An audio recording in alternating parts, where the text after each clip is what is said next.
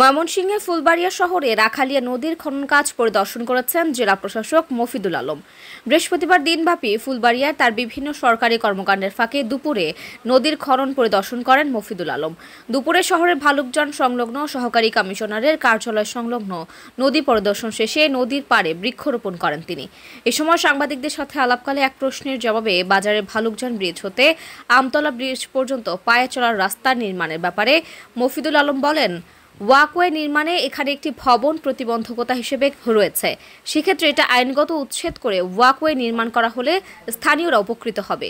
বিশেষ করে যে ওয়াকওয়ে দিয়ে যাওয়ার পথে বড় প্রতিবন্ধকতা হচ্ছে এখানে একটা ভবন। তো এই ভবনটা যদি এখানে সরা না হয় তাহলে আমার মনে হয় এখানে ওয়াকওয়ে দিয়ে মানুষ খুব একটা সহজভাবে যেতে পারবে না।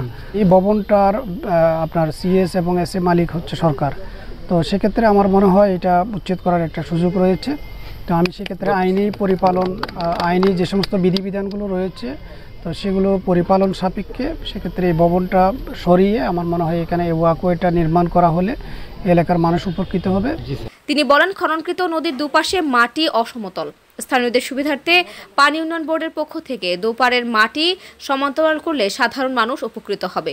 মাটির স্তূপ একটু অসমতল, কোথাও আপনার অতিমাত্রায় উঁচু আবার কোথাও অতিমাত্রায় নিচু।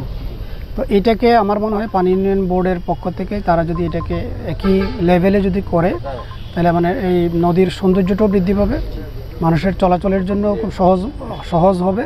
এসব উপস্থিত ছিলেন উপজেলা নির্বাহী কর্মকর্তা মোহাম্মদ আরিফুল ইসলাম, জেলা জামায়াতে ইসলামী নায়েবে আমির অধ্যক্ষ কামরুল হাসান মিলন, উপজেলা পরিষদের সাবেক ভাইস চেয়ারম্যান ফজলুল হক শামীম, মোহাম্মদ কবির হোসেন, উপজেলা জামায়াতে ইসলামের সেক্রেটারি আব্দুর রাজ্জাক, পৌর বিএনপি সদস্য আজহারুল আলম রিপন, উপজেলা কৃষক দলের সিনিয়র যুগ্ম আহ্বায়ক প্রভাষক রেজাউল করিম খান রাসেল, শ্রমিক কল্যাণ ফেডারেশনের সভাপতি মীর জাহিদুর রহমান, যুগ্ম সম্পাদক মোহাম্মদ আবদুল্লাহ ও ইসলামী শ্রমিক আন্দোলনের সভাপতি বিল্লাল হোসেন সহ বিভিন্ন সামাজিক, রাজনৈতিক ও একাধিক ছাত্র সংগঠনের প্রতিনিধিরা।